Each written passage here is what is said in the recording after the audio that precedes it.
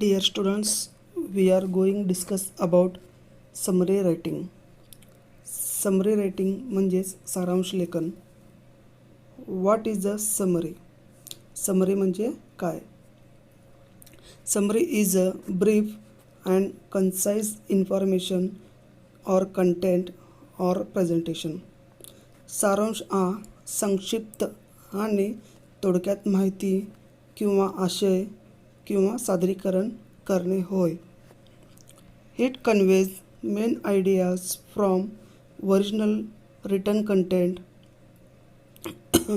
हे मूळ लिखित आशयामधील मुख्य कल्पना सांगते. It is an important language skill. सारांश लेखन हे एक महत्त्वाचे भाषा कौशल्य आहे.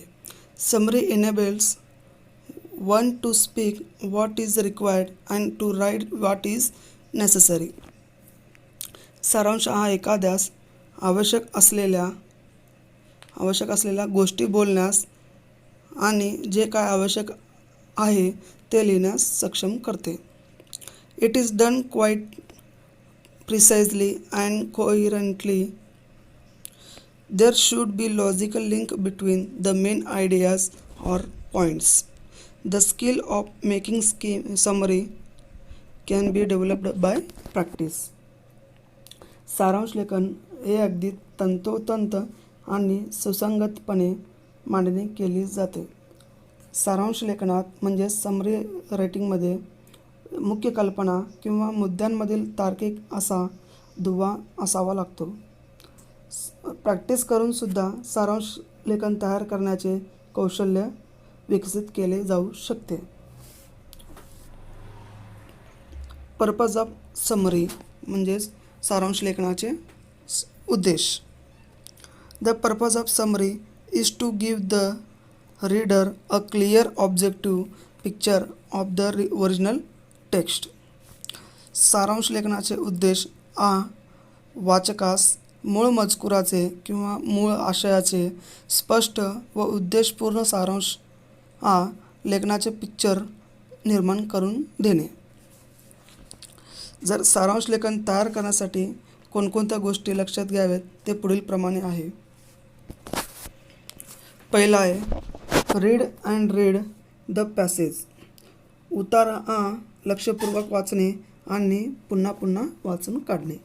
दुसरं understand the content of the passage. उताराची किंवा जे का पॅसेज दिलेला असेल त्याचे आशय समजून घेणे. तिसरा read the instructions and hints. म्हणजेच जे काय उतारात दिलेलं असताना काही लिमिट्स असतो की उतार याच पद्धतीने लिहिलं पाहिजे किंवा त्याच्या सूचनांचे पालन करावे. म्हणजे सारांश लेखनाचा एकाच 3 असा असावा. म्हणजेच मोजक्याच 52 शब्दांचे उतारा असायला पाहिजे. म्हणजे सारांश लेखन असायला पाहिजे. Find exactly what you need to summarise. आपणास सारांशात नेमकं काय हवे ते शोधावं लागतो. म्हणून तर समरी रायटिंगला महत्त्व प्राप्त होतो. Identify the main idea. उताराच्या मुख्य कल्पना ओळखणे. म्हणजेच मेन आयडियाज किंवा थीम ओळखून समरी रायटिंग लिहिलं पाहिजे. पुढचं from short sentence on your own. स्वतःचे उताराचे लहान लहान वाक्य तयार करावे. Connect the sentences using linkers. वाक्यासह असं अनेक वाक्य एकत्रित जोडणे. तसेच पुढचं omit details examples and statistically informations. म्हणजे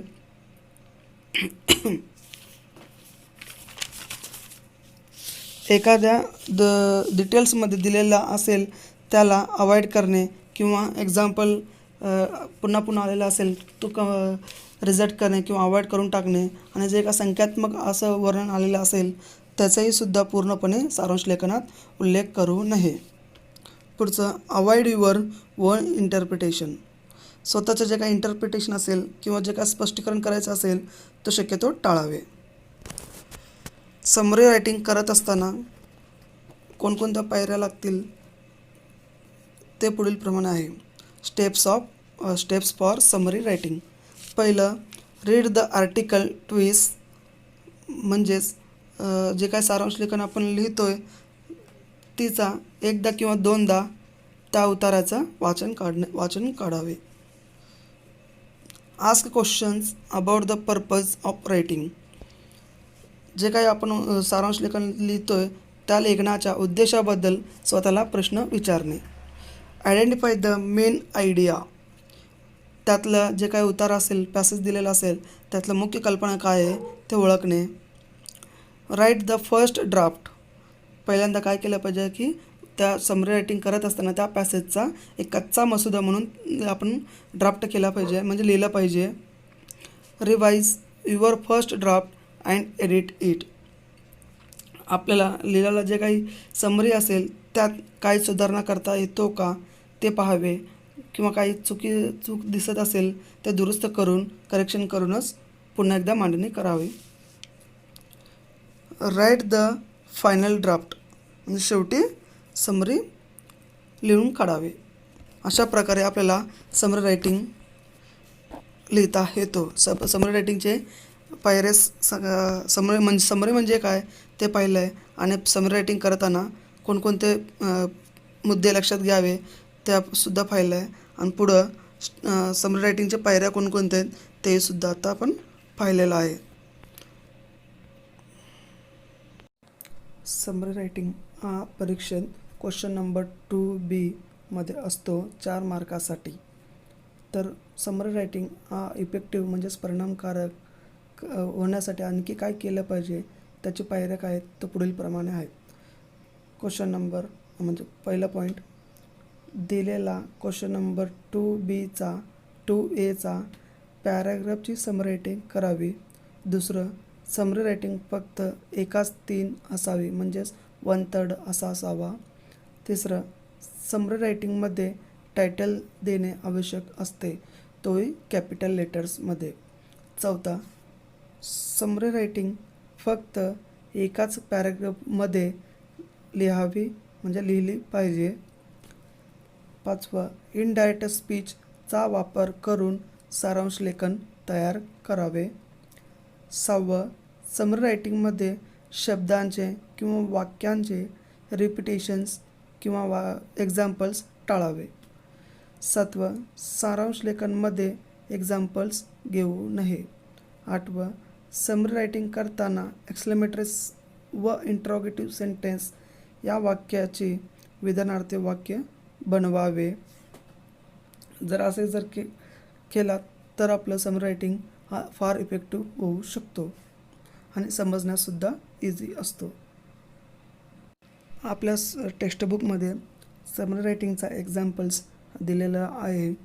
पेज नंबर 136 आणि 130 हे या पेजवरती समरी तयार करून आपल्यासमोर मांडलेला आहे, तो विद्यार्थ्यांनी पाहावा.